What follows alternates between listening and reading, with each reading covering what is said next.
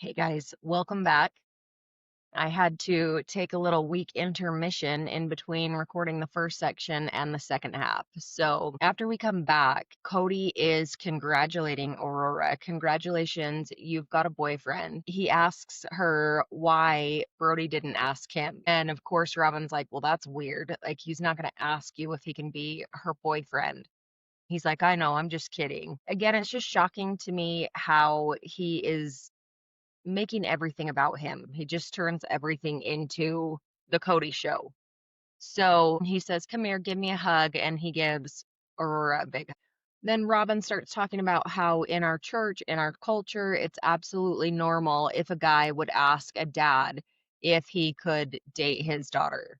But Brody's not from our church. He's not from our culture. He's not familiar with any of these things. Robin says that Aurora has told her that she's not interested in living plural marriage, and she says that's absolutely okay. She has found her Christian faith and that Robin's happy for her.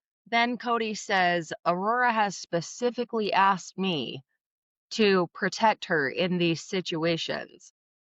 So I'm the guy that's going to say, like, my daughter is in love with you, but have you got any sense? Do you have any sense, Cody? Who is this man to talk? I'm not saying that he should let his girls just run with any guy. Robin has gone through a divorce, and I've gone through 3.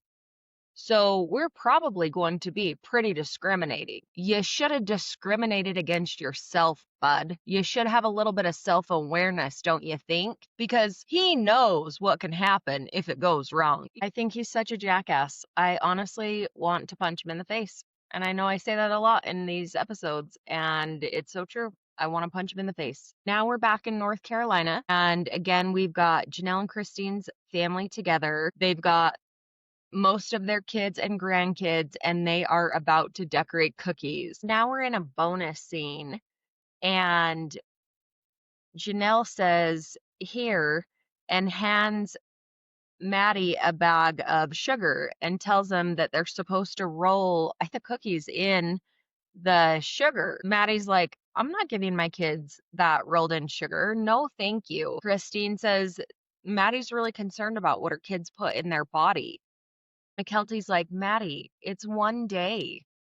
Maddie says, it's going to take 3 days to get that out of their system. Then I'm going to get a phone call from the school saying that Axel's whatever. But they're talking about rolling out, the cookies in the sugar instead of in flour, because then your cookies don't get as dried out. Basically saying that the kids don't really eat the cookies, that this is just about decorating the cookies. They're doing this instead of doing gingerbread houses, which I think is such a fun idea.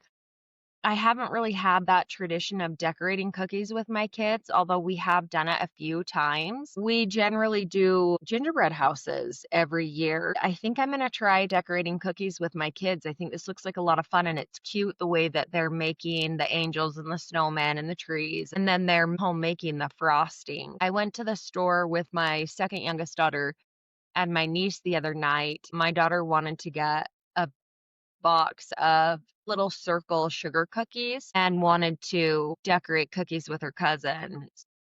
And we picked those up, and we didn't end up doing it, but they got into pomegranates. I'm still finding dots of it 2 days later. McKelty is talking about how when her kids got sick, she may have given them cough syrup that was onions and honey. She's just saying. And Janelle's talking about how, hey, when you kids were little, we didn't have health insurance. I understand that. I didn't have health insurance for the first 20 years of parenting my kids. Anytime something came up with the kids, we would self-pay for them. My mom started 3 health food stores here in the Salt Lake Valley with 2 of my dad's sisters, one sister-in-law.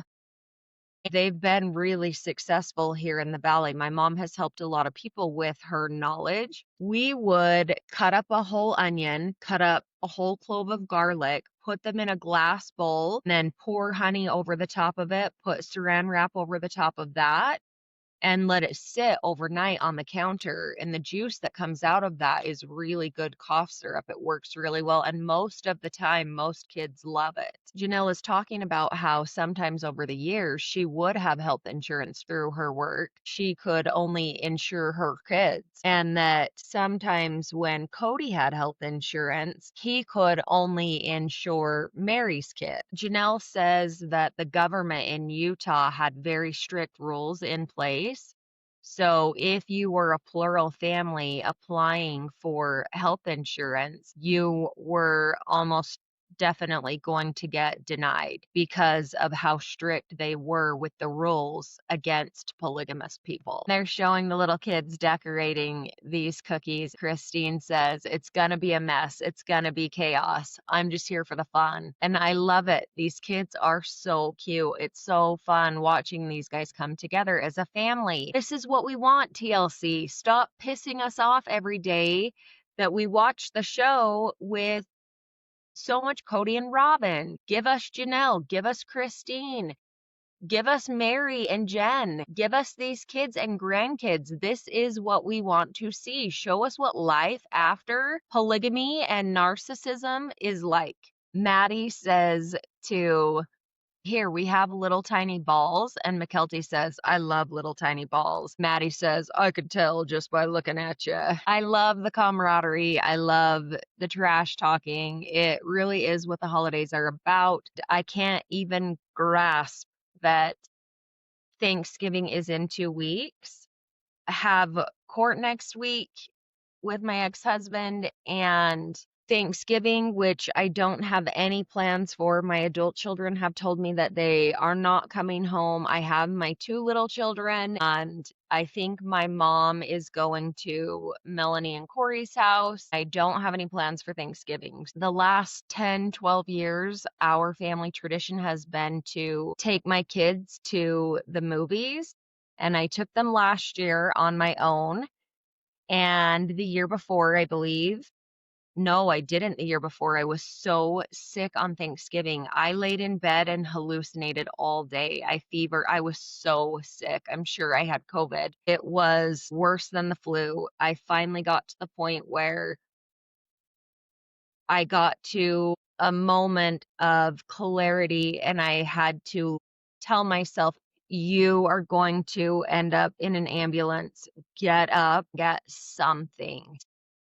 I finally got myself out of my bed, limped my way into my bathroom, sat on my bathroom floor, went through my medicine cabinet, and found a bottle of amoxicillin and started taking that. And thank God I did, because I didn't realize how sick I was until that moment. And the next day, when I kind of started to feel better, I had been sick for like a week, started to get a little bit better, and then just went downhill. It was bad. Janelle says, I really like this tradition. This is really fun.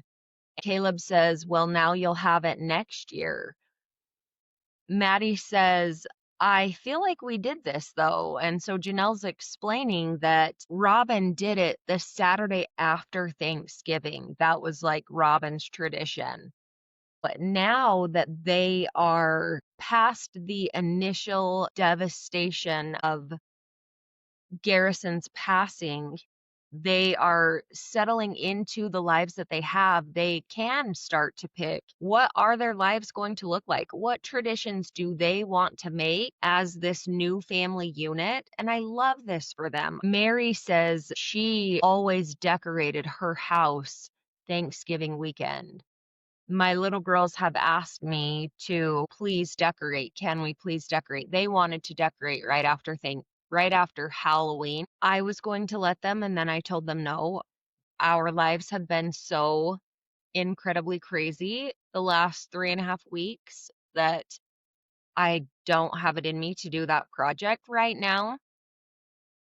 I do think I might do that with them on Thanksgiving weekend.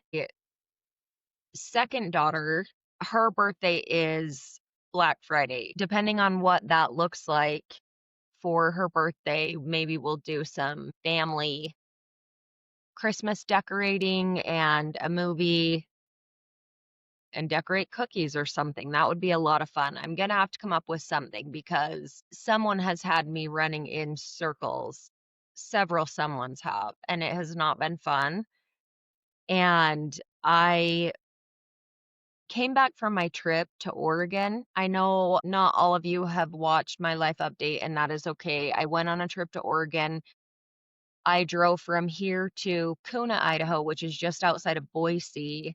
Woke up the next morning to a flat tire and missing 2 lug nuts. Someone stole 2 of my lug nuts off my tire, my front passenger tire, and it caused the inside tread of my tire to completely wear out. It ruined the tire completely. I had to go get some help with my tire, get some help from a mechanic to take the posts out because the 2 posts themselves snapped in half also. Someone didn't intend for my girls' night to make it to Oregon to see grandparents. I was in shock and just almost couldn't feel anything getting it figured out. And then we finished out the trip. We made it home. And I felt like I went into PTSD. I had to do some of my healing modalities that work really well for me. After the 3rd day of waking up feeling a level of depression, which I've never been a depressed person. I've had anxiety my whole life, never depression. So after the 3rd morning waking up feeling depressed, I have these little meetings with myself and I'm sitting in my bed. Okay, Emily, what do you need to do? What is going to help you right now? I know what I need to do. I need to call Joyce. I need to get in to see her for a cranial. I went in and saw her. Depression was gone, but my body shook for an entire week. I went in for my next appointment. The shaking was gone right after that appointment. A week later, I went in to see her again.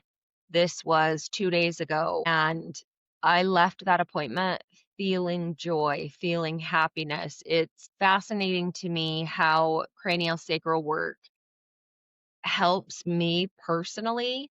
Of course, I still saw my therapist. I saw her twice the week I got back and have seen her twice since then. I can't stop healing. I have to keep up with the healing modalities that are working for me because I've had so much trauma that I'll be in the fetal position if I don't continue to do those things, and I won't give up on my kids like that. Christine is talking about how a lot of times in polygamy, the man will go from one wife's house to the next wife's house to the next wife's house. I don't ever remember hearing that as a child. We always got together. That was something that we have a lot of pictures and video from.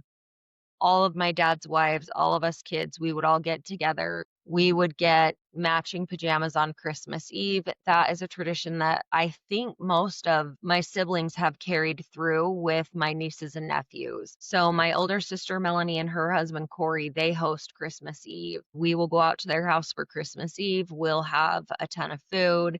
They tell a Christmas story about a star. We let our kids open their Christmas pajamas, and then we come home and put them to bed so that Santa can come. It's a lot of fun.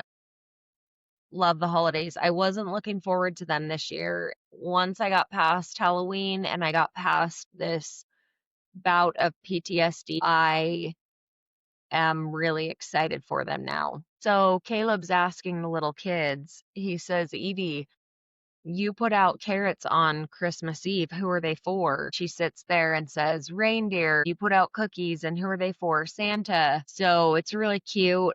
Absolutely remember putting out carrots on my front lawn with my kids. Sometimes I would work at trade shows, like home and garden shows, Christmas gift shows, Mother's Day, What a Woman Wants shows. Inevitably at the Christmas gift shows, I could find the magic reindeer dust. It would be reindeer food with sparkles in it. We would put that out on the lawn with carrots for Santa's reindeer. So it's fun watching this episode. These last 3 episodes have been really hard for me to watch because I have been in such a heightened state of trauma.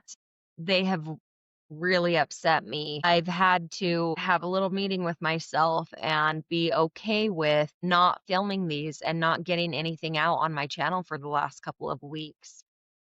It was really hard because I felt like I kind of had some rhythm going, and that hit with my tire, finding a tracker in my car in May and finding out that the registration address for my car had been changed from my home address to someone's apartment, and having those two lug nuts stolen. Clearly, someone's trying to come after me. So it really kicked me down. I'm glad to be back on my feet and progressing forward. Hopefully, I can throw in more snark than anger while I film these next couple of episodes. Now we're back over in Flagstaff at Cody and Robin's. It starts out with like this kind of sneaky music, and Cody says, "Yeah, Brody's coming over, man." And here's the thing, I think Robin's more discriminating than I am, but he's really excited because he wants to be buddies, and that's how he's going to get to know him. I think he wants anybody coming into the family, especially the guys, because Cody has this obsession with guys. He wants them to stroke Cody's ego. He wants them to like him, and it's the way that he feeds his ego. He's going to tell him stories, and so Cody's going to figure out things that way. And Robin's just going to be like looking at him and tapping her foot and like discriminating against him.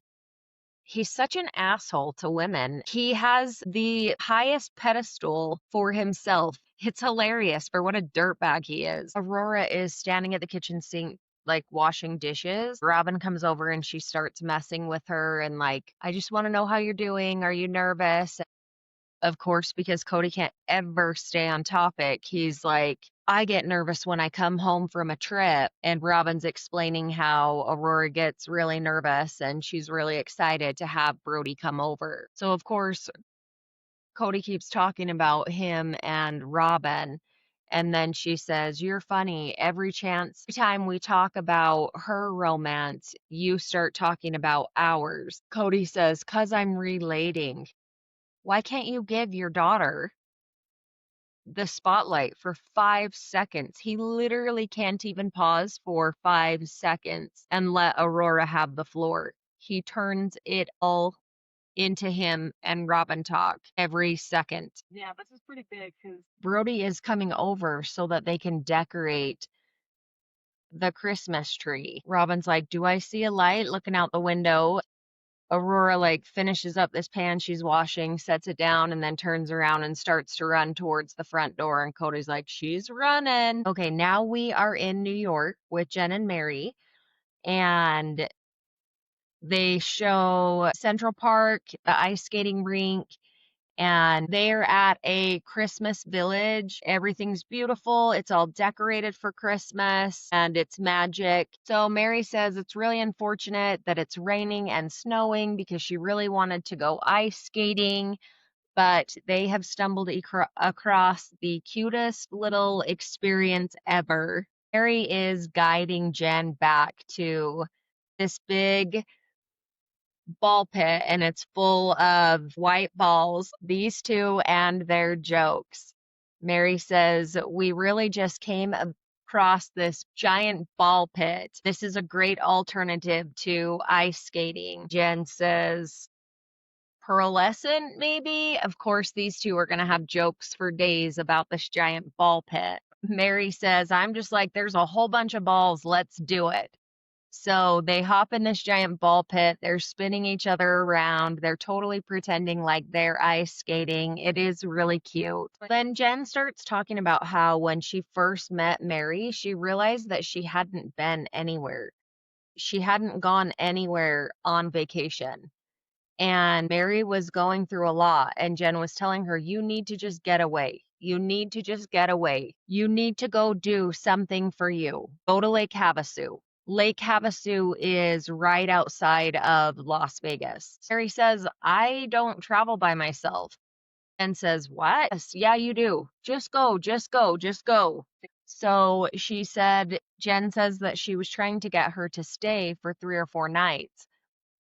and Mary made it for one night. And then she just had to go home. Then we're going to go see what Christine says. Christine says that when she started traveling without Cody was when they lived in Flagstaff. She would start to take her kids and just go on trips. Janelle says that she loved to just get in the RV and go, and Cody didn't even want to do that. Cody just really liked his creature comforts. He just wanted to be home with, I don't know, all of his stuff and being taken care of. So Mary says in the next scene, anybody else can say whatever they want. They can make up whatever story they want. And she points to Jen and she says, but she was my only support system. Christine says, it really seems to me like Jen was really Mary's only support system starting in Las Vegas. And Christine says that she had retreated from her relationship with Mary several years before that. And she was really glad that Mary had Jen. She's really glad that Mary has Jen. I love watching Christine give grace to these other women, find the positive things to speak about them. I love that these wives aren't going dark and bitter. I think it's really telling of all of their personalities that Cody and Robin have gone so dark and bitter. As these women are explaining the truth, they're telling the truth of what happened, what the history was. Cody, because he's a narcissist, he says that they're talking shit about him when really he was just a shitty person.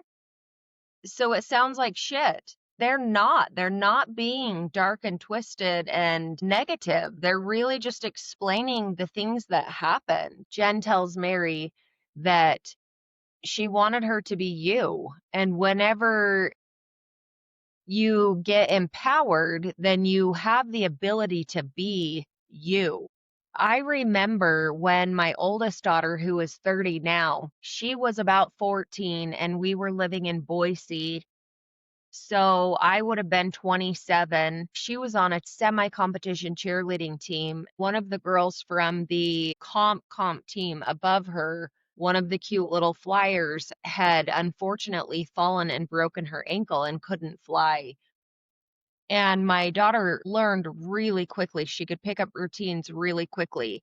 So they asked her to sub in for the rest of the season and fly in this specific group. And then they also had her base in the group. So she got to experience what it was like to be a flyer and a base. Their first competition that we went on with them was to Long Beach, California. We flew down there with the team. I got a rental car for the 4 days we were down there. I drove her up and down the coast. We drove through LA together. We drove up and down the coast of California. It was so incredibly empowering to me. I had a Garmin GPS. I brought that little Garmin GPS with me. I stuck it in that rental car and drove her up and down the coast of California. I took her to Disneyland for a day. I took her to the beach for a day.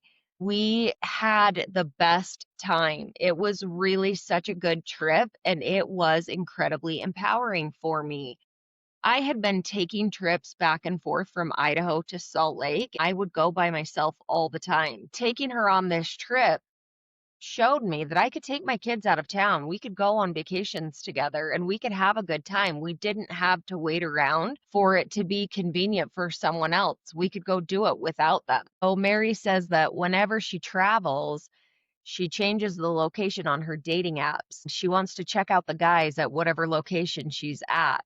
So she expected that New York would have a level up from the guys in Utah. So she changed her location to New York. She was disappointed because apparently the men there are not a level up from the men in Utah. They cut back to Christine. Christine is saying, I hope Mary's dating. I hope Mary's having a really good time. She deserves that. I really hope she's dating. Unfortunately, we go back over to Flagstaff with Cody and Robin. Robin says she's running, talking about Aurora getting to the door to answer the door for Brody. They had already decorated a tree downstairs, so having Brody over, they were going to decorate a tree upstairs. So Aurora opens the door and says, "Hi, handsome." Brody gives her a big hug. Cody's like, "Hey, Brody, how you doing? These kids are excited to see you." He says, "Aurora's not, though." Aurora's like, "Whoa, wait a second." She says, "I said I was nervous." He's like, "I'm just messing with you." I just think he's so dumb. Robin's talking about Brody is a cowboy, like a legit cowboy. He has a ranch, his own small ranch that he's building right now. Cody says he wears a cowboy hat, he wears cowboy boots, he listens to country western music, he even plays a guitar. Like, they're all impressed that Brody's a legit cowboy. Is like the cliche of the. So Cody says that the cowboy cliche is like the drummer cliche in a rock and roll band. He says, "Can I trust my daughter with a cowboy? Well, I think I can trust my daughter with this cowboy." This is so funny because they pull out the tree and it is like the tiniest tree. It's this little 3-foot tree. Robin's like, "Oh my God, is this a tiny tree?" She's like, "I thought this was like a real tree." So she says it's like 4.5, 5 feet. She's all frustrated thinking that it's a real tree, and it's not. It's a teeny tiny tree, especially in light of the size of this house. This house is ginormous. It's huge. You're moving somewhere? Well, see, I'm not a planner. So Cody's like, "I have a tree." And he's talking about how Robin is a planner and now she's going to have to pivot. And he thinks it's funny that she's had this plan to put this tree up and to have this night of decorating, and now they just have this teeny tiny tree and they're going to have to pivot and figure out how to make it work. So they're looking at the decorations that they have, and he's like, "Ooh, is this mistletoe?" And she's like, "I don't think it's mistletoe." And he's like, "Ooh, if it's got berries, it's mistletoe to me." Hey, Robin is a little bit shy. They find another tree, so now they're going to set up 2 of these little small trees. And one is going to be for Aurora and the other one is going to be for Brody. Well, and we can't stop there, right? Cody's got to say, "Wait, what about trees for you and me?" And then he talks about how shy Robin is. Can we give it up, please? Robin is not shy. She's manipulative and fake. There's a difference. Sitting there quietly observing so that you can plan your next manipulative attack, that's a lot different than actually being shy. And then he talks about how he's not shy and he doesn't want to embarrass her, but he likes PDA. And so he wants to get her used to PDA. But dude, you're not in public. You're in your freaking living room with your 22-year-old and your 14-year-old and your 9-year-old. I don't know how old Solomon and Ari are. I just know they're not that old. So you're not in public. You're in your living room with your children and your daughter's boyfriend. And then Cody says he doesn't care where he is. He wants his affection. He asks Brody for a pocket knife. "Hey, Brody, do you have a pocket knife?" He says, "No, I don't." And Aurora says, "I do." Hands Cody this pocket knife. And Cody says, "We've been shown up." And he says, "We better check that mess." Aurora says, "He gave it to me." So she says, "I have parents that are very protective of me." So she's expressing that to Brody. He says, "Well, here's a pocket knife. If you feel the need to use it on me, please do. If you don't, then it's just a pocket knife." Cody says, "You know, Brody, that's an interesting concept. When my daughter's going out with you, I'm not there to protect her. And so it's your job to protect her, right?" Brody says, "Yeah, definitely." Cody says, "So you would be amiss if you didn't protect her from yourself, right?" And Brody's like, "Oh yeah, definitely." You can kind of see the look Brody's getting on his face. Where is this going? Cody says, what do you think about that? How do you feel about that? And Brody's like, well, my whole thing is like, she's got to have a way to protect herself. He says, I do as well. So I gave her one of my knives. Cody asks him, but if you're protecting her from you, what does that mean? Brody says, protecting her from me? Well, we're just getting to know each other, becoming friends. He says, well, we're just getting used to each other, and I could tell she was kind of nervous, so I was just like, well, there's some uncertainty here.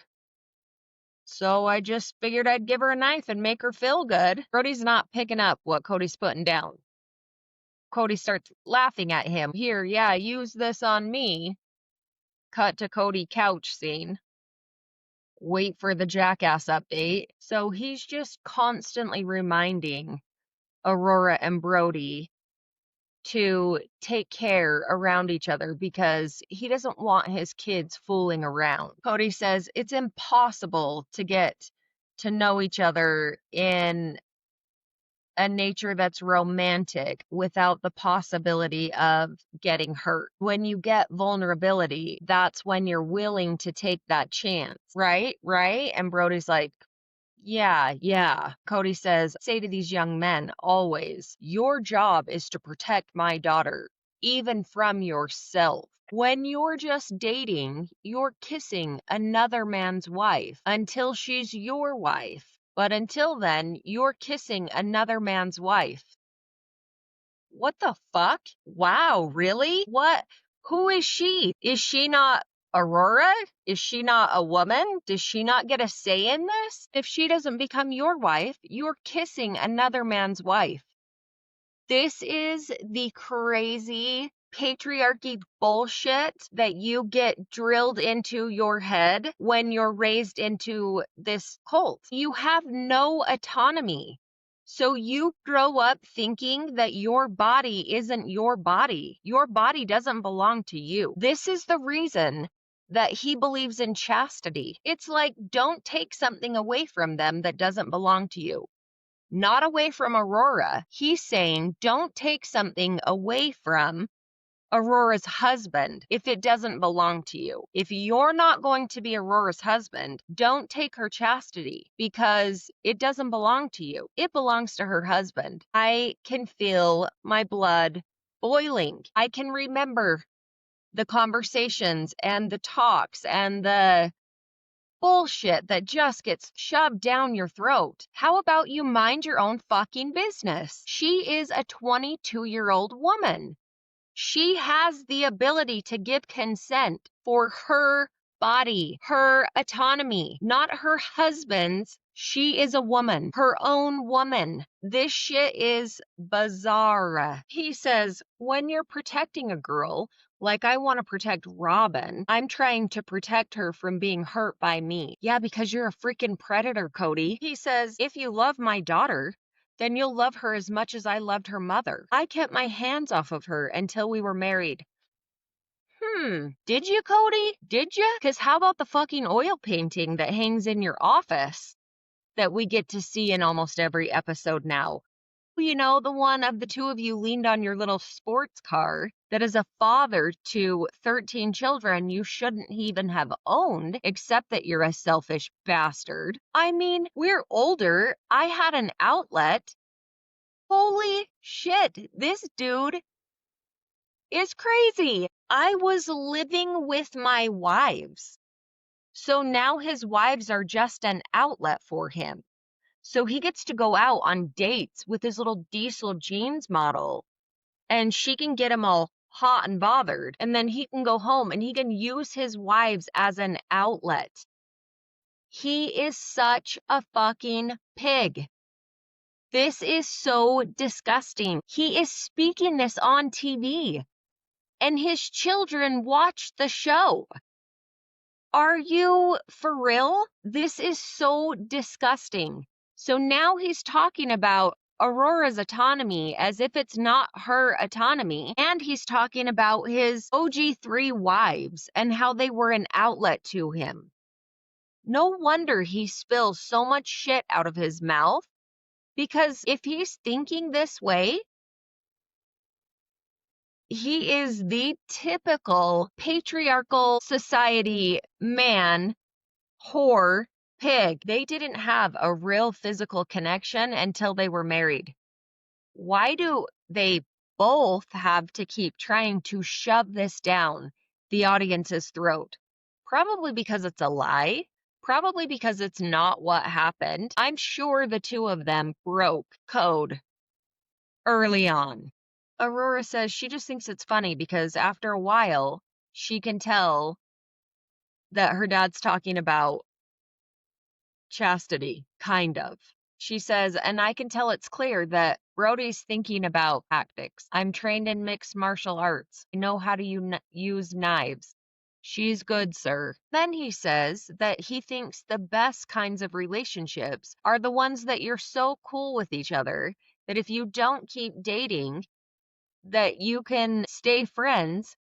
So the next guy, if he's cool, would say, thanks for watching out for my girl. I'm not joking, guys, when I say that in this cult, women and children are a form of currency. You're a number. You're a number to your father. You're a number to your grandfather. You have no autonomy. They think that they are the boss and the owner of you pretty much forever. As a full-grown ass adult with children, my dad would still tell me, you're going to have more kids. No, Dad, I'm not. I'm done having kids. You can't do that, Emily. You made covenants in the pre-existence. You made bonds with children that you need to bring down to this earth. Really, Dad? What if I can't? What if I mentally can't have any more kids? What if I physically can't? Are you still gonna guilt and shame me that I'm not having the kids that you think I made covenants and bonds with in the pre-mortal existence? These men are so into themselves and they think of themselves as gods. It's disgusting. Brody's like, yeah, definitely. Cody's like, that's a little weird though. That's like really evolved. He says, it's way more evolved than I actually am. Yeah, Cody, you're not evolved at all. You're a caveman, which is why you talk like this and why you think like this and why 90% of your family doesn't want anything to do with you because you're a caveman. Cody feels like he's more discriminating now than he was with Tony, than he was with Mitch, than he was with Caleb. Is it because you know more now, Cody? Or is it because you're talking about the daughter that you stole from another man and the one who belongs to the diesel jeans model, and the other three are just part of the OG three who don't really qualify for your kingdom anyways? He just was less discriminating. Now it's a totally different story. He's gone through 3 divorces. He says the problem was in the culture he came from, if at 22 you're going steady with someone, it's because you're going to get married. And that is a problem. It is a problem that nobody there has a chance to date, to find out who they are, to find out what they like, to find out what they want in a partner, in a person that they're going to spend the rest of their life with on the earth and when they're immortal. I grew up with it. It's all I've ever known, and it's still so shocking to me. I cannot imagine feeding this shit to my kids. I cannot imagine saying any of this to my daughters. There's not a chance in hell you would hear a sliver of this shit come out of my mouth to my daughters. It's absurd. Says every experience that he had, he knew within a few days to a few weeks of dating whether it was good or not. And then later on in his life, 25, 30 years later, he realizes, oh, that wasn't a good idea. You think? Nobody that's that selfish should have a wife, let alone 4. So then Robin says, so would you feel comfortable coming and being part of our Christmas, Brody? And Brody says, yeah, definitely. He says, I feel like it's a special day and I'd like to spend it with my special girl. That's cute, right? These two are young and relatively naive and probably haven't dated a ton of people, and so they're being cute. But Cody's a crass pig because Cody gets sexually turned on by everything. He's like, ooh, hey, mommy.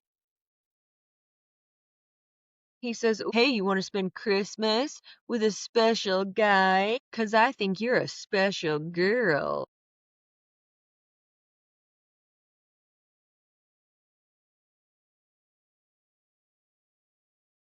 And then it's really cute because Solomon comes over and he's like, "Hey, whoa," and pulls Cody away from Robin. And he goes, "I'm that guy now." And he's like hugging his mom. I think that's the most personality that we've seen in Solomon in the last couple of seasons. They just don't really let these kids be who they are. It's crazy. I love, though, that Solomon is stepping in and protecting his mom from his dad. And as crazy as that is, I'm sure that with as young as that boy is, he knows he has that instinct that he needs to protect his mom from his dad. His dad probably needs to be protected from his mom, too, but clearly that boy can see his dad's a predator and needs to keep his hands off of his mom, has needed to forever. And then Robin, being as ridiculous as she is, instead of stepping in and saying anything about Aurora having her own autonomy, getting to make her own decisions in regards to these things, Robin says, anytime that Cody sees anyone being romantic, because Cody's a romantic guy, he wants to be romantic with me. And I just think it's so cute. She's sick. It's sick. It's sick that they're both this disgusting in front of their children and they have no acknowledgement of the shit that they're spewing and the terrible example that they're being. Poor Ariel is watching all of this unfold.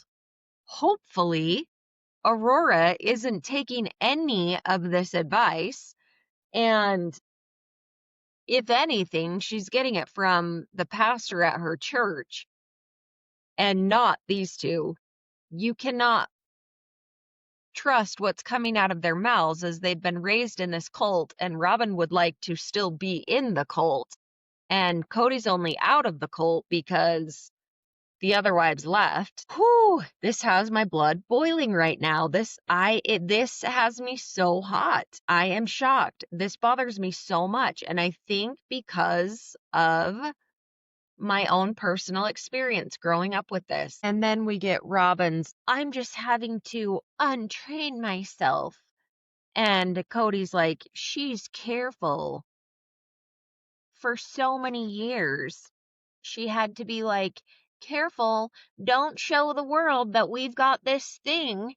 Yeah, that we're having an affair out in the open in front of the three wives that have spent 16 years catering to my worthless ass, or the 13 children that came before Robin's 5. And, oh, I don't know, because I'm not capable of keeping my word, because God forbid I keep my word. God forbid I keep my covenants. God forbid you keep your covenants. We got to be careful. We got to hide this away. These two do not have a soul match. This is 100% about a physical connection, and that is it. That is it, in my opinion. And then he just acts like he's just been jaded just in so many ways. Just the victim here. These two have victim down to a T. Okay, so then we go into a bonus scene. So this one wasn't aired on regular TV. It's on the More to Love.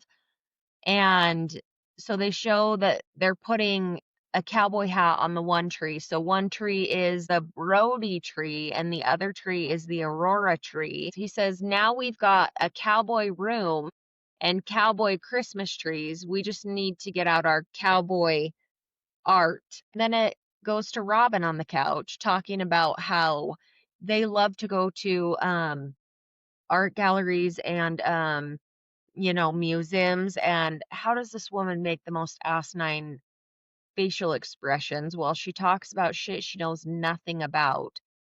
I think that her and Cody think that they are evolved and that they know something about art and they don't. Everything that they show that these people have hanging in their home is just trashy, cheap casino. I don't even want to call them paintings, but I know some of them are paintings. The shit that these two have wasted the OG3's money on and called investment is pathetic and so incredibly sad. So Robin's talking about how every time they would go, he would always be like really drawn to the cowboy art, and she's not really into it, but okay, cool. She's going to go with him. So he was always drawn to the old cowboy songs that his mom would play on the radio, and he's just always been drawn to this cowboy stuff. And it just clicked in my head. Cody has a mother wound. He has a mother wound, and that is why he behaves the way that he does. I think forever we have thought, at least I have thought, that it's about his dad and how angry and abusive his dad was. I think Cody has a mother wound. Men who have mother wounds, they need constant reassurance. They need constant praise about how hard they work and how well they provide. They don't know how to have a love connection because they're always trying to impress their mother. I think that's it. I think I just had a good epiphany. I think something happened with Cody's mom, and there is absolutely a mother wound there.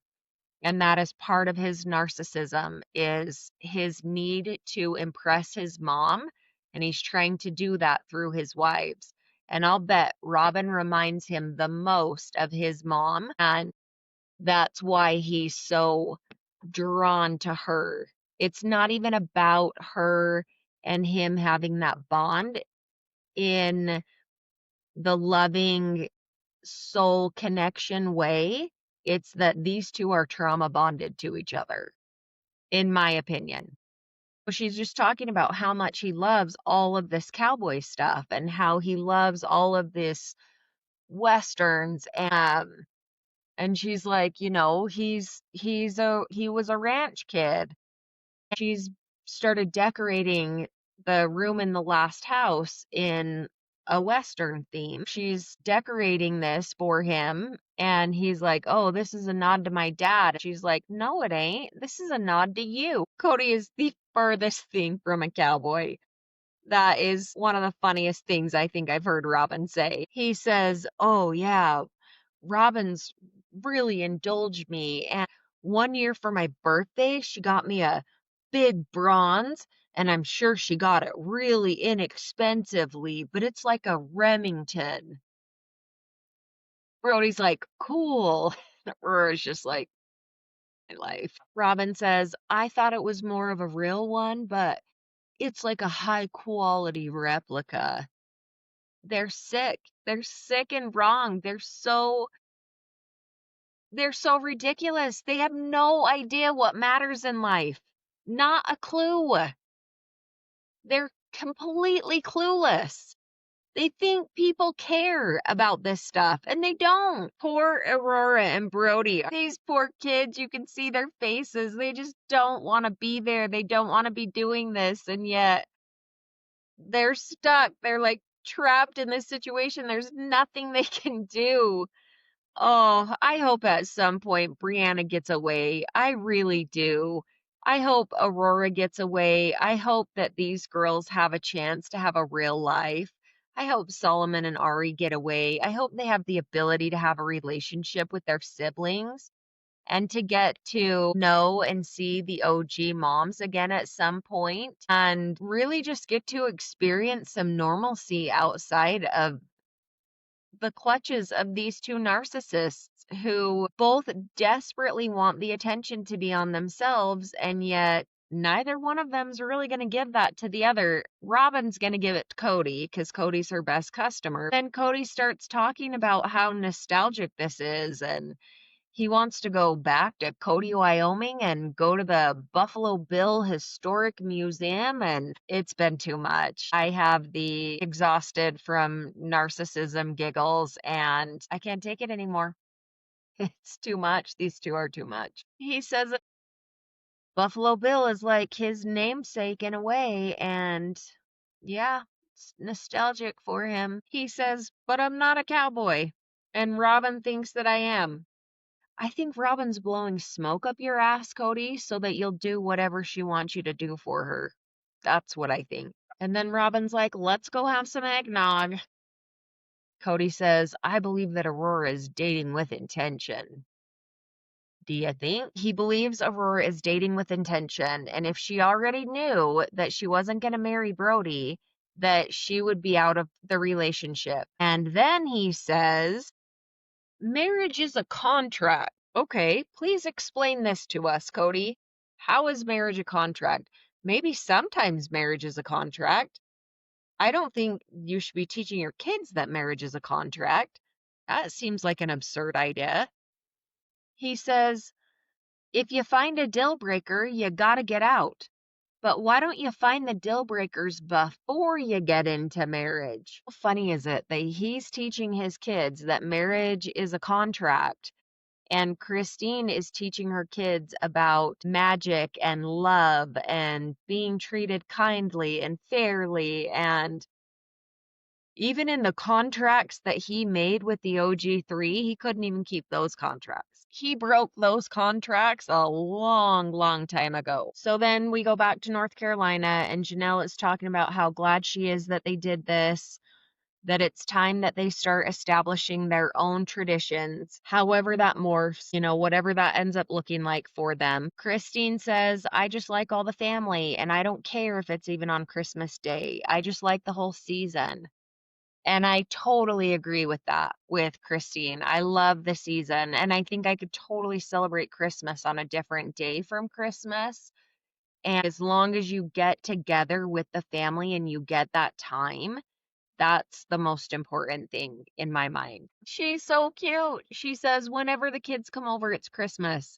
And I get that. I feel that way. I feel that when my adult daughters come over, I get so excited. It's always been so exciting to me when they come home. I love it. I think it's so much fun. Okay, then they're in the living room. Christine is working on getting them to sing We Wish You a Merry Christmas. She's talking about singing it around the room.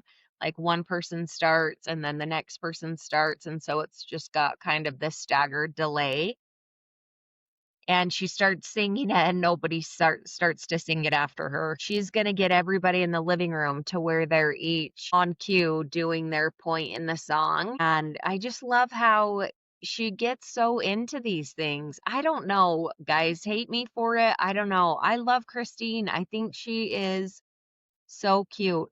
I remember watching the show 5, 6, 7 years ago, and watching some of the disagreements with Cody and Christine and listening to her logic and thinking, Christine absolutely has a point. She totally has a point.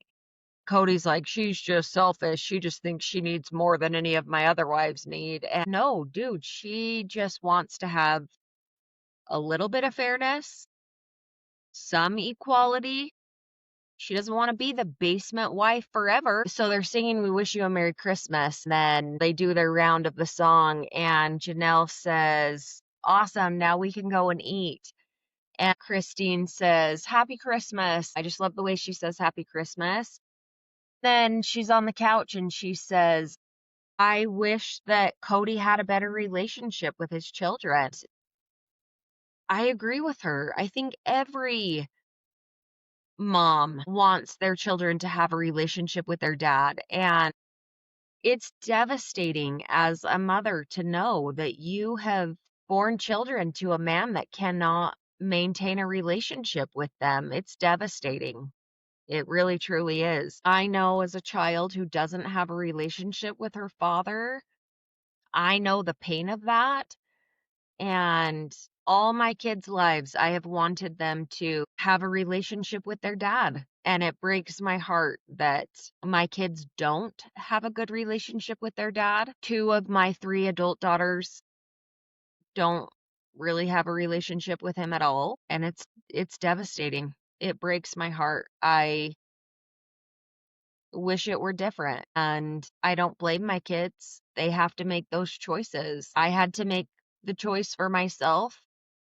It took me 20 years longer than my kids to make that decision. It's a really hard decision to make. So I know the pain that they feel because I feel that same pain. I have felt that same pain. I feel like I'm resolved to that now. And yet I'm sure there's going to be a time again in the future where something happens, something triggers it, and I'm sad that I don't have that relationship with my dad. And that's it. That's the end of it, guys. So thanks for being here with me for season 20, episode 5. I am going to do my best to get episode 6 recorded and get episode 7 recorded. Thank you guys all for being patient with me. And to all of you that have supported me with my recent life update, I cannot even begin to tell you how much I appreciate the encouraging messages, how much I appreciate your encouraging words, how much I appreciate your monetary donations. The difference that that has made in this last week is huge. It's huge for me. It's huge for my girls. You guys are amazing. The Sister Wives fans, I think, are some hardcore fans. I know polygamy is an exploding topic and it is so fascinating to people. I am so grateful to all of my followers that have given me a platform to come and share my stories on here. I'm not going to cry. I cry in every episode. I've made it through this episode without crying, so I'm going to keep it that way. So I'll probably have to thank you guys better in episode 6 or 7 because we're going to wrap it up with that. So thanks for being here, guys. I hope you have a great day. Take care now.